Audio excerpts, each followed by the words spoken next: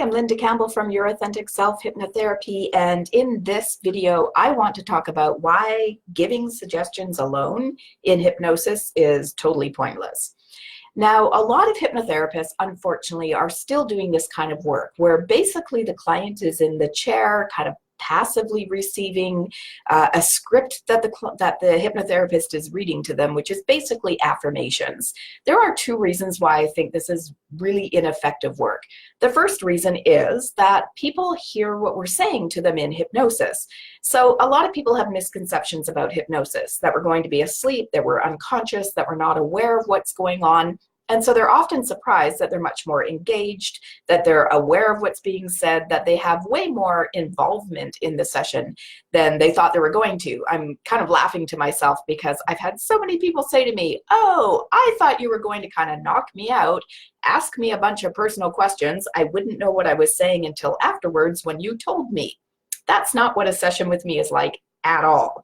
Some people do tune me out, some people get more depth, but most people are following, they're paying attention. So if I've got somebody, for example, who's got insomnia and they're in my chair and I say, "You get to sleep easily, you're a great sleeper, you sleep through the night," they're sitting there listening to me. If they're thinking, "No, I don't actually sleep that well," their subconscious is taking in what they're saying at the same time it's taking in what I'm saying.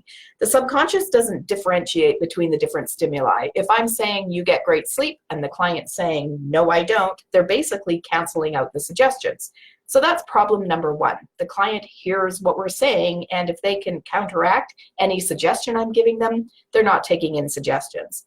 The second reason why I think it's ineffective to just give suggestion is because there can be something going on a subconscious level that, unless it's addressed, would keep the client from getting results. So let's go back to this example of having insomnia. I had a client who came for that reason, insomnia. He was in his 50s when he came to me, hadn't been getting good sleep for many, many, many years. In fact, believed that he'd just always been a bad sleeper because he could remember poor sleep right back into his childhood. So we looked at what was responsible for his lack of sleep, his poor sleep. And what he remembered was coming home from school one day when he was 7 or 8 years old, and the dog was missing. So he asked what had happened to the dog, and he was told we had it put to sleep. Not really understanding what that meant as a kid, he had a belief that got formed at that time on a subconscious level that sleep is this scary, mysterious, dangerous place where bad stuff can happen to you. Now, if I put somebody like that in my chair and I'm basically saying, "You get great sleep, you get to sleep easily," as long as his subconscious is hearing me say, essentially, "I'm going to kill you, I'm going to make something dangerous happen," it's not going to take in the suggestion. What people don't understand is that being in hypnosis is not enough for a person to be receptive to suggestion. What has to happen is the person has to be open to what the suggestions are that they're being given, and not just open on a conscious level, but open on a subconscious level. Consciously, this person wants to sleep. They're feeling the effect of not sleeping well. They're up all night staring at the ceiling. They're feeling foggy and cloudy during the day. They don't have energy. They really want to sleep consciously. But it's what's going on a subconscious level that really matters. If the conscious mind thinks sleep is a good idea, but the subconscious thinks sleep is dangerous, then the subconscious is going to win. So it's not enough to just put the client in the chair and say, "You get great sleep," and expect that it's going to change. I have to actually find out why the person isn't getting the sleep that they want and come up with an argument that can convince the subconscious to see things differently. So I'm not just working on the symptom of not sleeping, I'm working on the cause of that symptom. So for my client whose dog got put to sleep, intellectually he knows that sleep is safe, but the subconscious, being illogical, sometimes forms a belief and then just hangs on to it indefinitely. What he actually needed to hear in hypnosis was, "Your dog didn't die of sleep." Your parents used a phrase, but that word, that sleep, did not kill your dog. Your dog died of an illness. Sleep is actually safe. It's important to your physical, mental, and emotional well-being, blah, blah, blah, blah, blah. Once I addressed the idea that sleep was safe, the sleep started happening naturally.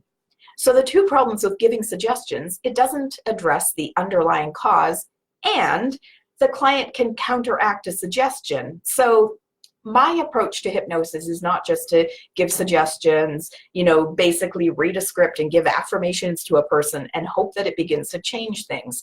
My approach, and part of this is done during the consultation. So I do a free consultation during which I do a really thorough intake around the client's goal. I'm looking for, where did this potentially start? What was going on in their lives at the time? What theories do they have?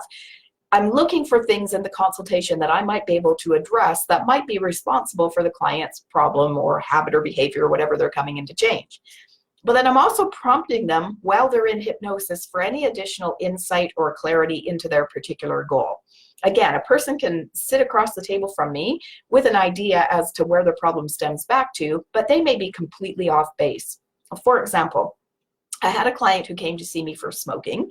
He started smoking when he was 28 years old. So I was asking him, what was going on in your life around that time? What was responsible for your smoking?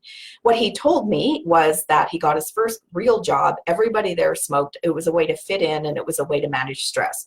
So I'm working those angles in my chair. There's other ways to manage stress. Smoking just creates more stress in your life. You don't need to smoke to fit in, blah, blah, blah, blah, blah. We're not getting anywhere. So I don't spend a lot of time with my clients not getting results. If they're not getting results, I'm moving on to do some deeper work to see what's responsible for that. So what came up for him, which he never shared with me during the consultation, not because he was withholding, but because he had no idea it was still having an impact on him. What he didn't share with me was that he had shot somebody, a good friend of his, when they were hunting when he was 28 years old. The guy didn't die, but he spent 6 to 8 weeks in intensive care, and my client felt so guilty at the time that he basically started smoking as a way of killing himself. So I'm talking about handling stress and don't need to smoke to fit in. We actually need to work on his guilt. So here's the difference between logical mind and subconscious mind. In his logical mind, this was a non-issue. The guy was still his friend. There was no bad blood between them. He had put this to rest intellectually. But on a subconscious level, it was still very much impacting his behavior. It was keeping him from being able to have a good life. He was smoking still as a way of punishing himself. When we addressed his smoking or his guilt around that event, not only did he give up smoking, but he started losing weight and he changed careers, because those had also been things he had been doing to essentially punish himself or keep himself from having a good life. So my approach is to do a really thorough consultation so I can get some insight into what might be going on for the client. I ask the client what theories they may have. I'm looking at their timeline. At what point did they develop whatever symptoms they've come to see me about? What else was going on at that time that could be responsible for those symptoms? And then I'm also prompting them for clarity, insight while they're in my chair. And that insight might come through while they're here, or it could happen after the session's over. In fact, it can even happen after the consultation. I had a client who came to see me for weight loss, and when she came back to do her first session, after we had done the consultation, she said to me, I had been obsessing over my grade 3 teacher. I have no idea why. We'd never talked about the guy during the consultation. This was a big surprise for her. So in hypnosis, we looked at why her subconscious was bringing up this person.